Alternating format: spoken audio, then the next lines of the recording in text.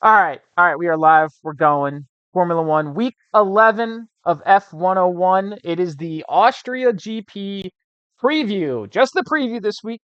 Um, Austria is the Red Bull Ring, and it is the home race of Red Bull Racing. Believe it or not, it is their home race. There is a giant statue of a bull in the middle of the racetrack, in case you forgot who owned the racetrack. And Red Bull is an Austrian company, and so that's why it's in Austria. You would think that something like Red Bull would be purely American based off of all their marketing, but nope, it's Austrian and Thai, believe it or not. It's just, the Americans just drink it. That's the customer Yeah, base. yeah, yeah. All the adrenaline junkies in the desert. Travis Yeah, Pastrana, who's dead. That's the only like stunt Evil Knievel who's also dead. yeah. Even Uh, he was dead. yeah, Adrenaline okay. junkies and sweaty gamers on the computers. That's the Yeah. big market. I feel like Monster took over the gamers. Yeah, well, in you have in that recent divided. years. In recent years, Yeah, it's divide and conquer. It's depends on what game you're playing. it's true. If you're playing Minecraft, monster. True, very very true. If you're playing The Mario, Sims, you're downing Red Bulls. No doubt you're getting about it. a lot of substances if you're playing The Sims. Yeah, while performing horrible experiments on your Sims. So the Red Bull Ring, it has the least amount of corners. We talked about this in our group chat. It comes in at 10 officially, but in my opinion, it should be 9 because turn 2 doesn't count. Everyone go Google the Red Bull Ring layout with the numbers, like make sure there's numbers for each turn. Look at turn 2 and tell me that should count as a turn. I think if they count turn two, they should count the other turn Slight two. bend. Yeah, there is another slight bend. Yes, they should count Which that is as like well. get up to But 11. yes, that ties them with Monza though. And then but Red Bull doesn't like to share records. Okay, so they want to get to double digits, but Yeah, they want it at the least. yeah, I guess. I don't know. It's stupid. Um George Russell won here last year, but that doesn't really tell you what happened in that race. It was really between Verstappen and Norris, and then they crashed into each other. Norris was taken out of the race. Verstappen got knocked down to fifth. He got a penalty for it, but it didn't affect his finishing order. And Norris also got a penalty, but that was way earlier on, so it doesn't matter. And it was the birth of the George Russell does nothing gets podium meme. Because that was his race. He did nothing. Max and Lando crashed into each other, and George just picked up the pieces, and he was there to capitalize, and he got the win. And that was his. I think that might have been his first win of 2023. Or I'm sorry, 2024. Um, Maybe he won earlier. I don't remember. All I know is that he won that race. And that was the big story of the race. It was a sprint weekend last year. It's not a sprint weekend this year. This year, qualifying is Saturday, 10 a.m. Eastern, and the race is Sunday, 9 a.m. Eastern. And much like here, it's going to be really hot there. It's going to be like upper 80s, Fahrenheit, not Celsius. Upper 80s Celsius would, I think, be world ending. Um, it's going to be upper 80s Fahrenheit. The cars that cool off well, which is primarily the McLaren, are going to have the advantage, which means Mercedes might struggle. They've had some cooling issues. And they don't have like the long-term history of success like they do in Canada. They do have a lot of success here, and a lot of that is because of Lewis Hamilton being Lewis Hamilton. Um, but it's not like in Canada where everyone was expecting them to do well. But that being said, they have all the momentum they could possibly want. Russell and Antonelli have 100% the potential to be on the podium this time around, just because of the way they got to be feeling after Canada. As long as their car does not melt. It is black, Uh, which absorbs the heat more, so it might be an issue. I mean, how many cars are gonna be DNF just because of mechanical issues from the heat? Every Uh, race it seems like we have at least one, and now it's like but I super don't hot know if it's out. because of the heat. I th- I think it's for different reasons. Like they're racing in like Singapore in like the hot, humid season. The race in Jeddah a few years ago was so hot. It was a mandatory 2 pit stop race because the tires were literally melting. but the cars were fine. So the cars can withstand a lot of heat. It's just whether, but it affects the driver and it could also affect the car. But I think banking on if it is going to be a car that's going to DNF because of a heat related issue, it would either be probably one of the lower like lower back marker teams or Ferrari because it's Ferrari. True. So, but usually I don't know. I'm not a mechanical expert by any means. But as far as I know, like overheating and heat related issues more affect the driver than they do like the mechanics of the car. Okay, yeah, like the driver and the tires. So Yeah, yeah. And McLaren can cool their tires really well, which is going to help with tire life. So you could see maybe them do a I think it'll be a two stop probably for everyone if the heat is really bad. Um, I haven't, I mean, I wrote this on Monday and that's what the forecast was. I haven't looked since. And I don't know how humid it is over there. I've never been to Austria. And I know it's in the mountains. Um, but it's not going to rain. I think it never rains here. So. I'm gonna let hold on a sec while I pick my drivers based on how hydrated they look. Oh, well, okay, well, don't pick George Russell. I'm gonna tell you that right now. He has really bad overheating and dehydration issues all the time. Like it's a known thing. Yeah, he does not Uh, look very hydrated. After the Like, Singapore race last year, he literally looked like he was dying, and he like skipped media duties because he like was passing out and having he had like a panic attack. And Drive to Survive filmed it and put it in the show. And I was like, this feels wow. wrong. This is not good. I don't want to watch this. So definitely not. Definitely don't put George. And while you look at that, I'll move on to another driver with momentum, which is Max Verstappen. He had a great race in Canada. Obviously, we talked about that. He drove cleanly and quickly. And Red Bull have been strong at the Red Bull ring in the past. Shocking. He still is only one penalty point away from a ban, and that's going to go right after this race. But all of us, Verstappen most of all, are sick of the stupid penalty point conversation. Um, and he's proven that he can drive without like getting a penalty. Obviously, we all knew that. So I don't think the penalty thing is going to be as big of a talking point this time around. Um, and I think that he's got a lot of momentum coming in. And I saw some things. I didn't really look into them because I was at work. And I had to pretend to like pay attention to my job uh about like like Red Bull getting like a big upgrade for this race and that they were confident in that would like really give Max a huge advantage. So I don't know. That's all I saw about it. I didn't see anything else. I didn't really look into it. So that's a potential, I guess. And then the other Red Bull Yuki, my boy Tsunoda, still needs to work on his qualifying. He hasn't done great here in the past. He scored a total of 1 point, and that was back in 2021. So he's really going to need to prove himself again this weekend. Uh, I know he's capable of more. Everyone else knows that he's capable of more.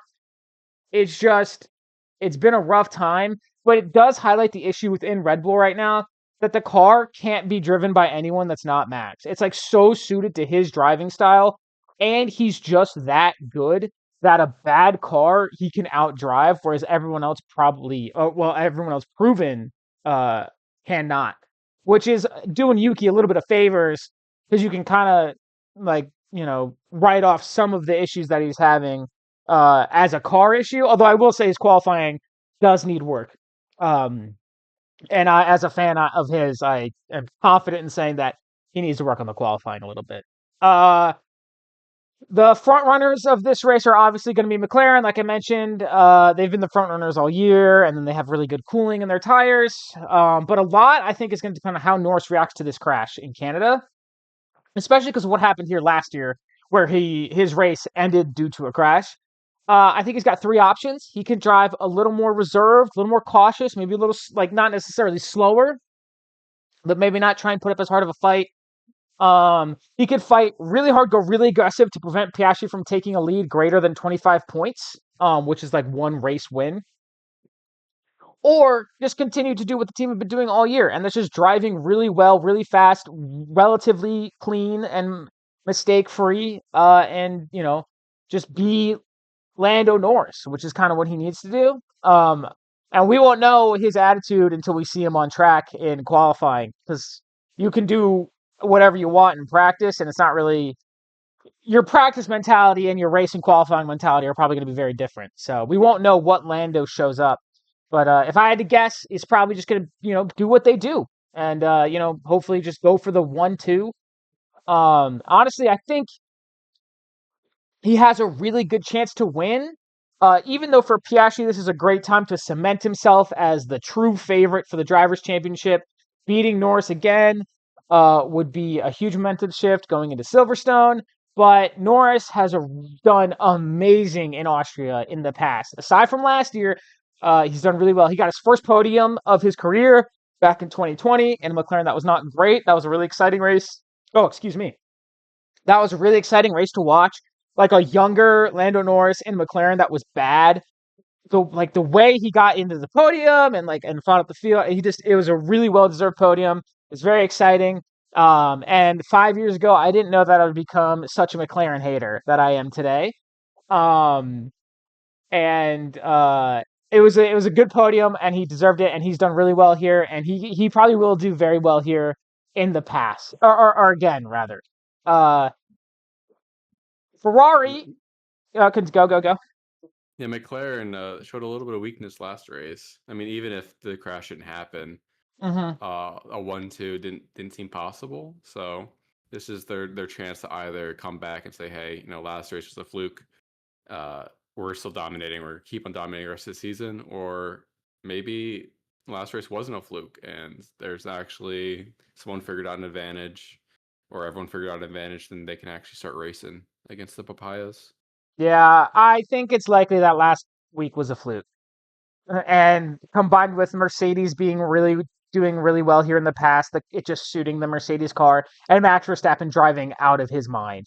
But we'll see. We'll see. Maybe that'd be exciting if the field has evened up a little bit. We get a little more fighting for podiums and for wins.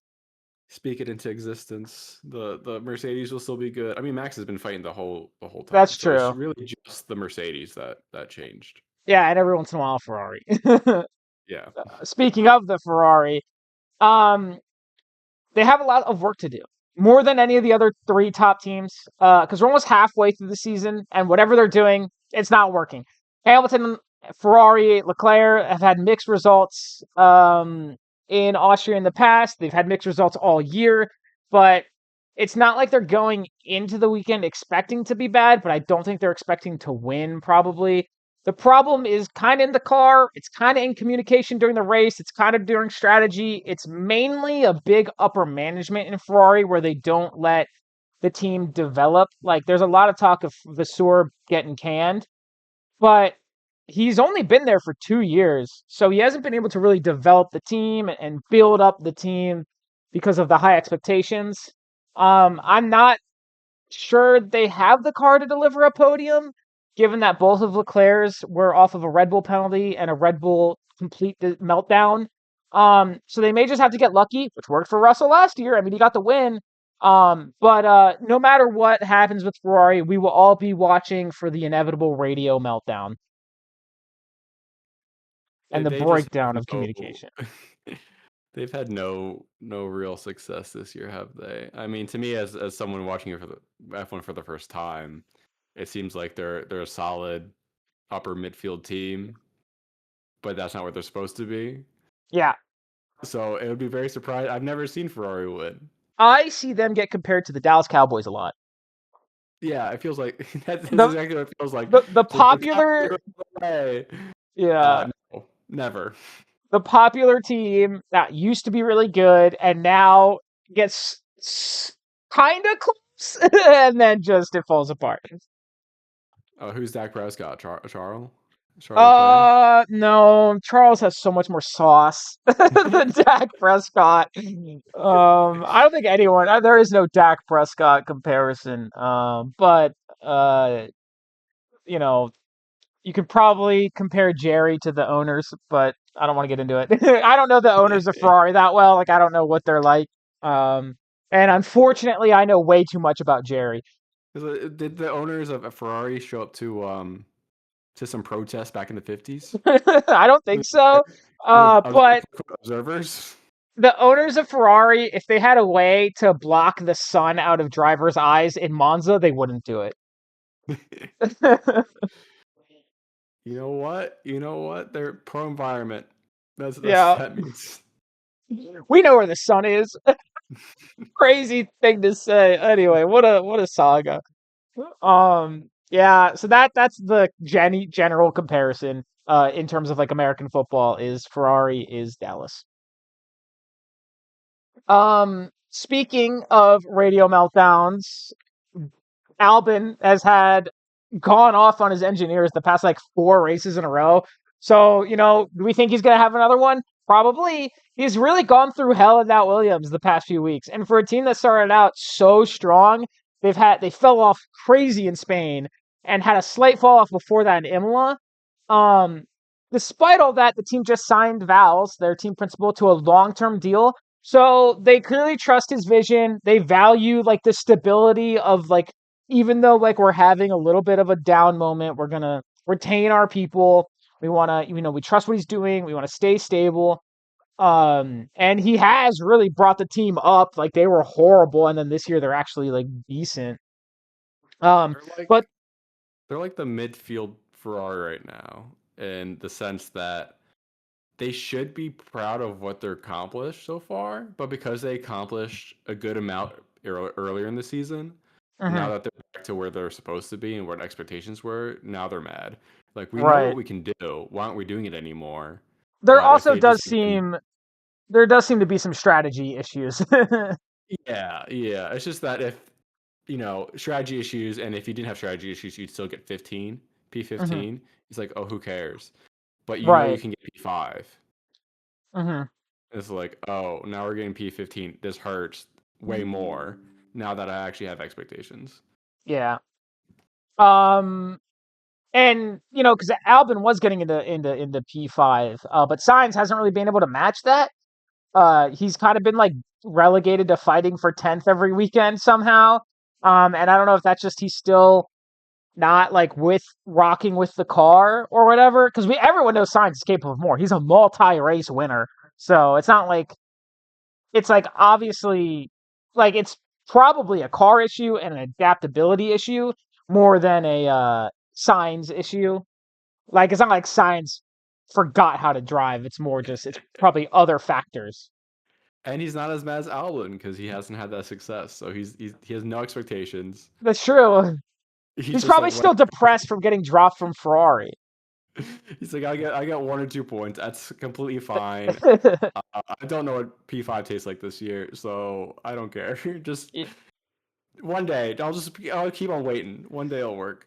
Well, I think he's got a 2-year contract. He'll be there next year, and then he'll probably see if Audi is good, and if they are, he'll probably jump ship because his family has very deep connections to Audi. Um, Or maybe Hamilton will retire and they'll let him back. it's true. No, they'll probably bring in Behrman. But I think yeah.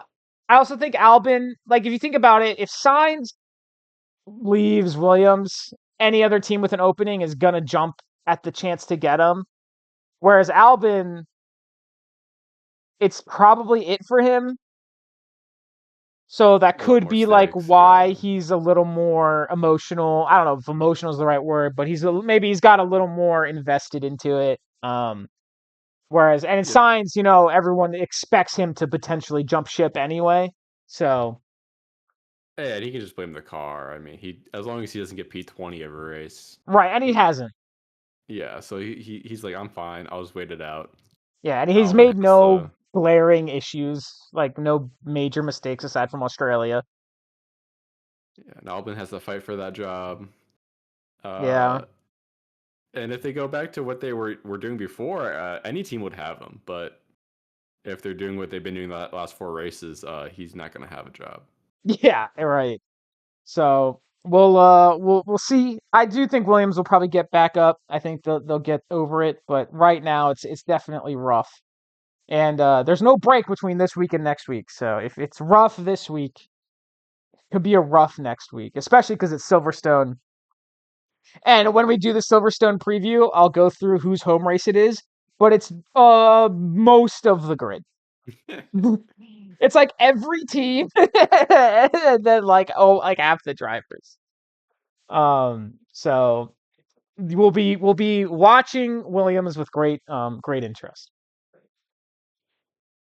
Let's for a quick like rookie roundup. That's what I've called this here. Antonelli obviously has the most momentum going into this weekend. He got the podium. He had he did amazing. Drove really well. Got to celebrate kind of. He couldn't celebrate crazy because he had final exams coming up for high school, which is crazy to say. But he just finished his exams this week, and so now he can focus fully on racing, which he probably already was. But How does that education system? Like, can he just pass with a middle school education? What's going on there? Can you I really I just mean it say? was high school. It was high school. Well, So yeah, but is it like Florida or is it like New Jersey? Like, what's the I think it's like education somewhere level? in between there. It's probably like us. Sure. I guess um he probably has a private school education too, which yeah. Well, he I wasn't don't know taking if it's AP easier or classes, harder. I don't think. Probably not. What's the Italian version of AB classes? I don't know. I He's don't not going to whatever. college. He doesn't care. Yeah, exactly. So, but he did post. So, yeah, I mean, he's had a great few weeks. He passed his exams, he graduated, he got a podium. So, he's coming into this race feeling really good, even if Mercedes isn't feeling maybe as hopeful as they were out in Canada. Do you think? Do Hadjar, you think? Do you think he's going after Sweek? Maybe he'll be distracted. this dude, Italian sweet goes crazy. They go to the Vatican. Oh man. He had Sweek. It was called getting drenched in champagne on the podium. He just lick it off his own. Race suit. I don't even want to finish my sentence. I was gonna say he's too young. His own Uh, sweaty race suit. sweaty, yeah, sweaty race suit. That's the better way to put Yeah, it. yeah, yeah, And yeah, more yeah. accurate. Yeah, yeah, yeah. Hadjar had a bad time in Canada, capital B bad, in a weekend that ended as soon as it began with his penalty. So he's gonna want to bounce back, and we all know he's capable of bouncing back. Everyone expects him back into Q3. Everyone expects him the points. I don't think this week is any different for him. And he's shown really like after Australia and crashing in like the like formation lap or like lap one or whatever it was. He he's shown a really good ability to bounce back after a poor race. So I expect that to happen again for him. Behrman's performance kind of depends on which Haas card decides to show up for the weekend. So we'll know more after the practice sessions and especially after quali. If they're qualifying dead last, that's probably where they're going to stay for the race. If they get up into Q2, then maybe we can expect a push towards 10th, even if they may not get there. Um, but it all depends on the car, which is really frustrating because the car is so unpredictable. So it's really hard to be like, oh, they're going to be good this week or they're going to be bad this week. It's impossible to tell. I will, it's Haas. What are you going to do? They've had a similar trajectory with Williams, but just a little bit worse. Yeah, Their highs were lower and their lows were lower. Uh, yeah. and Well, but Behrman looked really good beginning of the season. Now he's just kind of just another anonymous driver out there. yeah, for the team, their highs were really high, like for their considering like how the Yeah, team has been. So, uh, yeah, high highs and low lows has been there and been their season, and unfortunately, it's kind of all been on the car because sometimes the car looks really good, and then sometimes the car looks really, really terrible. really bad. As bad Yeah, as the Williams has looked the past few weeks, the Haas has also looked like that at times. yeah, I think it was Albon's car exploded Yeah. in Canada, and that's what they've looked like. I mean, Behrman's car did the exact same thing in the preseason testing. Actually, his car ripped apart while he was driving. Oh yeah, So yeah. I remember that. nothing you can. I mean, and literally nothing you can do about that. That's just unfortunate. Um, Skill issue actually. Drive slower. yeah, drive better. Bortoleto, he qualified really well in Canada. He got up to Q2. The car couldn't keep up, I think, with the pace that he had. But he's got a great weekend to build from and eventually get into. I think he could maybe get into 10th this year. I think he could get a point. I wouldn't be surprised. Sauber's He's kind of gotten had close. Sauber's had some brilliant moments, which is crazy to say. Um, I mean, Hulkenberg's got we've been talking about Bortolotto not having any pressure, but if Hulkenberg keeps on getting these like high points, at some point you have to ask yourself, why isn't Bortolotto getting any points? Well, Hulkenberg's been in the sport for ages. Sauber actually did a whole thing. There was like a whole interview. They were asked about this specifically, and they were like, "We're not putting any pressure on Bortoleto because we know the car isn't great. We know he's a rookie. We just want to let him drive and learn." And everyone's like, "That is so reasonable for a team sponsored by Kick." True. And the way Hulkenberg has gotten those like high placements, I'm it hasn't driving just out been of his like, mind. yes, it hasn't been like, oh, he drove pretty good and he got there. No, it's like, oh, Hulkenberg was like doing heroic shit out there. Yeah. He's a superhero in that car, He and was he doing gets a some little bit lucky at times too. he was doing some Doc Hudson shit. Yeah, he kind of he fits the profile. Yeah, He kind of looks like does. him. Uh, so yeah, we'll see. I think Hulkenberg has another good weekend in him potentially. I'll get into Sauber a little bit here, but first, Lawson has been making a lot of mistakes. He's getting into collisions. He's retiring the car. He has not had the performance that everyone thought he was going to have, especially after the switch. Like when he switched to V carb, everyone's like, "Oh, he'll be better because the V carb is easier to drive and the V carb is faster in qualifying sometimes." And Lawson will probably do better.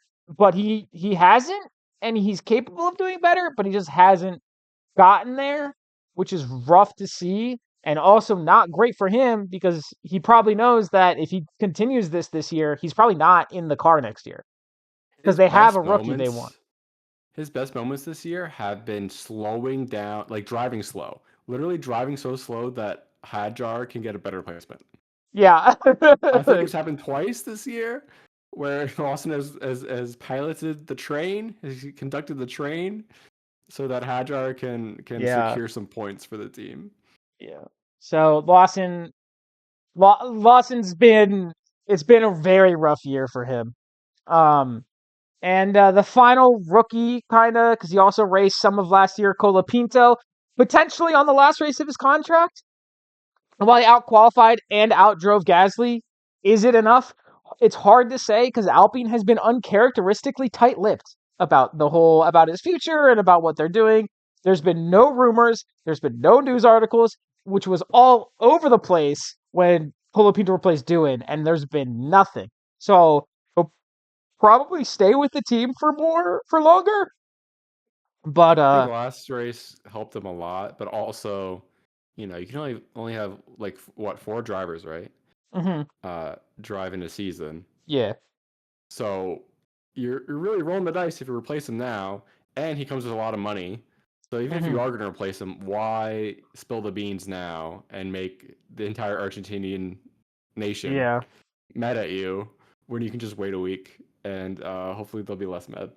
Right. We'll see. I don't know who they'd even put in there. But it'd be really funny if they put in a fourth driver. That guy got sick, and they had to go back to Doohan or Colapinto. Put me in there. The season's over. Like, who Oh man, cares? it's so funny. Like people are like, "How hard could it possibly be?" And they get like a regular guy in a Formula One car, and they're like, no joke, over a minute behind the pace. Oh yeah, and my neck would be absolutely destroyed. I Yeah, would you would just retire the die. car immediately. I would start from the pit lane and then just park it. And I would get the same amount of points as It's true. Colapinto or Duan Without damaging the car. without changing the car. I'd save the money. I wouldn't ask for much either. They just have to pay for my flights I and would hotel. get to the first turn that has like a G-force higher than one, and I'd pass out. You'd be a problem on the track. You'd be giving a red flag. You'd start in the pit. They strategically deploy you when they need a red flag. Yeah, it's Just Crashgate. put you out. It Just wouldn't be the get you out there first. to just pass out and put a car in the way. Would not be the first time Alpine has purposely crashed a car. It won't be the last. They can't get rid of us, okay? We're here to Oh, stay. yeah, until Briatore dies, but unfortunately, I don't think he ever will. If Briatore dies, I will be successor. I'll make sure that his cheating ways continue. Well, there's rumors that Renault, who owns Alpine, is going to sell the team. Oh, well, probably to Briatore. No, to Hyundai. No, But we don't have to get into that. That was like I one did see that. I Reddit did see post I that. saw. I saw that um, too, but I but didn't see that it was Alpine selling. well, it's just because there's been rumors about Alpine selling for a while now, so Yeah, people are kind of putting two and two together. I did see a YouTube short the other day from last year, where F1 denied, I can't remember which car company it was, denied them a plate, like, It was you Andretti, know, yeah, and Andretti, and they're like, oh, we can't possibly fit 22 cars on the tracks. right? And then Cadillac comes in, And the Cadillac came in. It's like, which yeah, is we can fit those crazy guys in. because Mario Andretti was a Formula One world champion. Nah, he doesn't have the cash. He doesn't have the clout. I Cadillac? No, that's sexy. yeah, it would have been Andretti Cadillac probably, but whatever. Um, Yeah, so that's the Alpine. Everyone else really quickly. Aston, tale of two drivers. Alonso hitting a mid-season revival. Stroll doing the opposite. I if I had to bet, he's probably still a little injured, which is hurting his already less than stellar performances. But even if you don't want to admit it, we all know that he's actually capable of more than what he's doing now. He just hasn't shown it. Um, And so somehow Stroll has more points than Alonso still. yeah, Uh, or those earlier races. If it rains, I'm telling you, if it rains, he's the goat. yeah, if it's crying outside, he's in his element. Yeah. So we will hope for rain every race, even though it's not going to rain in Austria, but it might rain next week in Silverstone. That's just because it's the UK and it always rains. Haas, like we mentioned, Haas and Ocon are at the mercy of the car. We know they can get points if the car shows up, but it's a real big if. Hulkenberg driving the hell out of the Sauber. It's looking like he could get a third points finish in a row. He has the chance to make it happen. I think we all kind of expect him to make it happen. He has been, I mean, unless the car sucks, he has been driving out of his mind, which of course leaves Alpine as the slowest car on the grid. But Gasly isn't the slowest driver, and we know that. But even just hitting 10th place right now is really hard for them.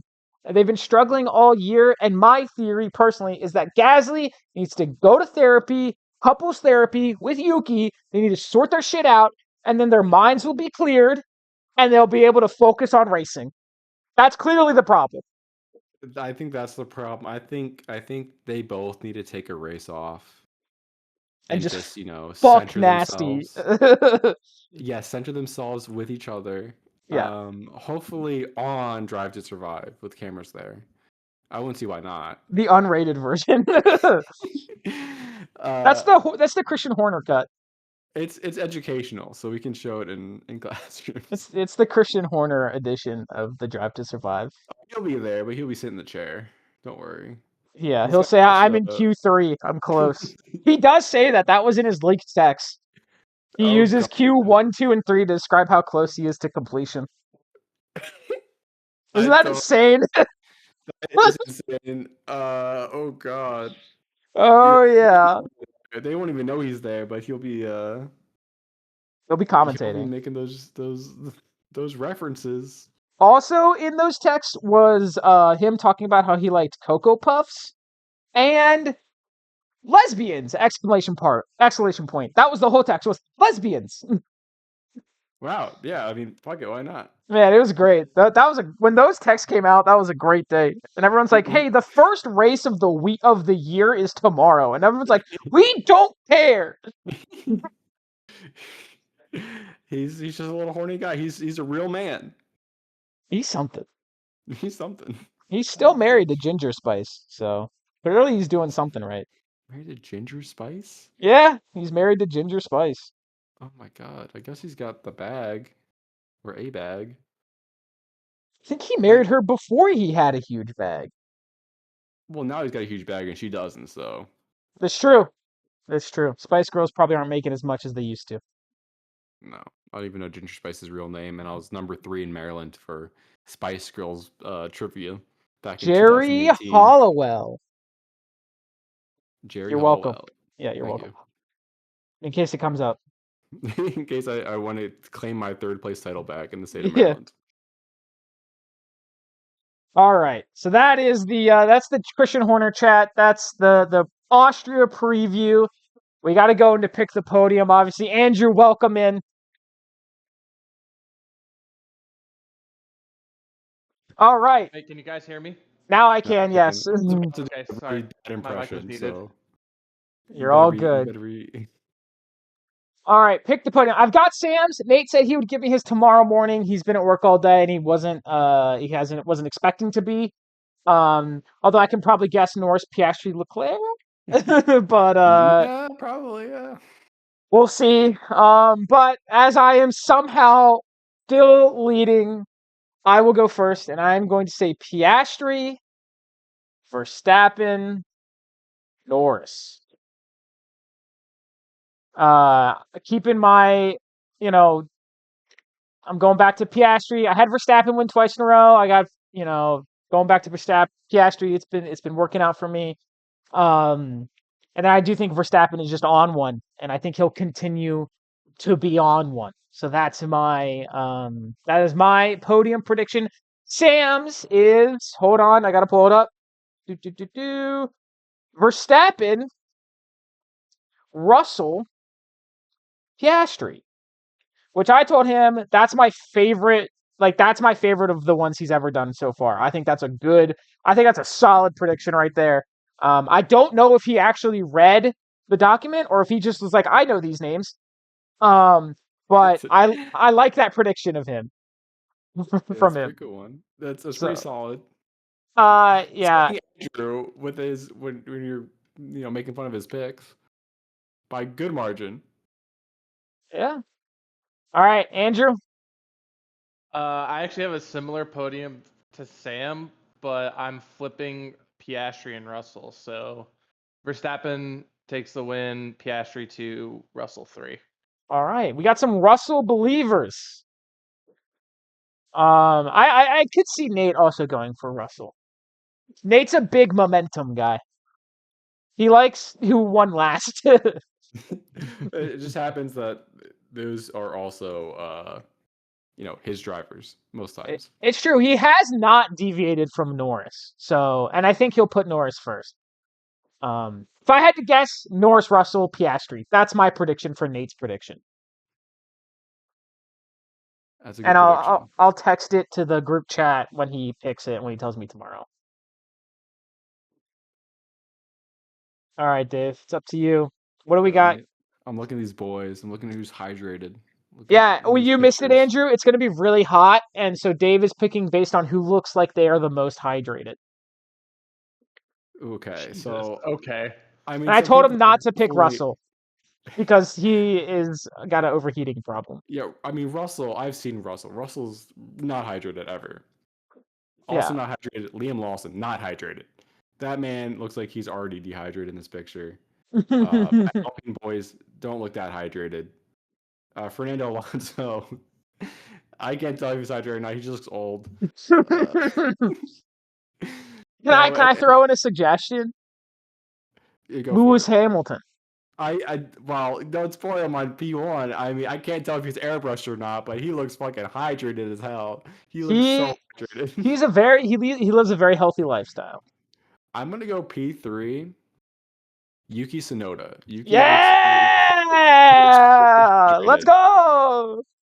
He looks like he takes care of himself. His partner in crime, Max Verstappen, does not look as hydrated. He's looking a little thirsty.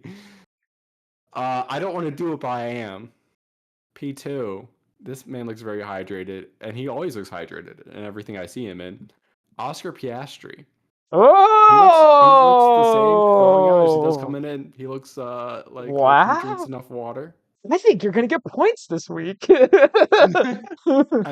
P1 is Lewis Hamilton, who looks so hydrated in this photo. I can't tell if it's edited.